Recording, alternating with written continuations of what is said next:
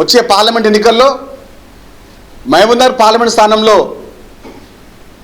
గౌరవ పెద్దలు చెల్ల వంశరెడ్డి గారిని, అదేవిధంగా నాగర్కూర పార్లమెంట్ స్థానానికి మల్లారావు గారిని గెలిపించి ప్రతి ఒక్క మత్స్యకార కుటుంబాలు అండగా ఉండాలని కోరుకుంటున్నాను. ముఖ్యంగా బీఆర్ఎస్ బీజేపీ నాయకులు కళ్ళపల్లి మాట చెప్తూ ఉంటారు.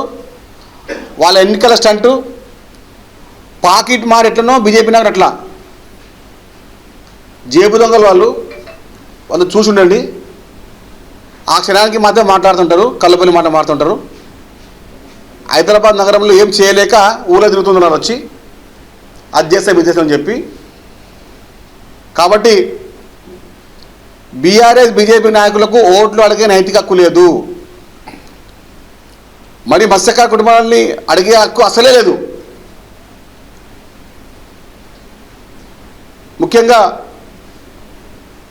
కొంతమంది నాయకులు ఏదో మాట్లాడుతుంటారు, కాంగ్రెస్ పార్టీ అట్లా, కాంగ్రెస్ పార్టీ గురించి మీకేం తెలుసు? కాంగ్రెస్ పార్టీ తెలంగాణ లేకపోతే మీరు ఎక్కడ ఉంటుండే? కాంగ్రెస్ పార్టీ రాజకీయం గురించి మీకేం తెలుసు? ఒకటే మాట చెప్తున్నాను, కమిట్మెంట్ అంటే కాంగ్రెస్ పార్టీ కాంగ్రెస్ అంటే కమిట్మెంట్ అంతే. ఒకసారి మాట ఇచ్చిందంటే వెనుక చేసే లేదు. ముఖ్యమంత్రి రేవంత్ రెడ్డి గారి పైన తెలంగాణ ప్రజలకు పూర్తి విశ్వాసం ఉంది, ప్రతి ఒక్క మత్స్యకార కుటుంబానికి విశ్వాసం ఉంది. మా భవిష్యత్తుని కాపాడి మా కుటుంబాల యొక్క ఆర్థిక స్థితులను మెరుగుపరిచే విధంగా వారి యొక్క కార్యాచరణ ఉంటుంది మాకు తెలుసు. అట్టడుగున్న మత్స్యకార కుటుంబాలను ఎవరిని కూడా కాంగ్రెస్ పార్టీ వదులుకోదు. చాలామంది నాయకులు మాట్లాడుతుంటారు, చెల్లని నోటులాగా చెప్పారుగా రేవంత్ రెడ్డి గారు. బీఆర్ఎస్ బీజేపీ నాయకులు చెల్లని 1000 రూపాయల నోటులాగా.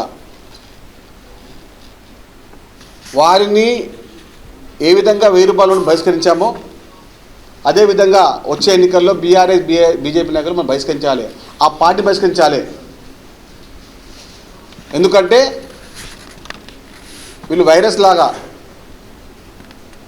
ఒకసారి ఎక్కిన తర్వాత మనిషిని నాశనం అయిన వరకు వాళ్ళు మనం పట్టి వదలరు. బీజేపీ బీఆర్ఎస్ మహబూబ్నగర్ జిల్లాలో ఏ బూత్లో కూడా డిపాజిట్ రావద్దు. మత్స్యకార కుటుంబం అదే విజ్ఞప్తి. ఒక్క ఓటు కూడా మత్స్యకార కుటుంబాల ఒక్క ఓటు కూడా బీజేపీకి బీఆర్ఎస్కి పడకుండా చూడాల్సిన బాధ్యత మన అందరిది.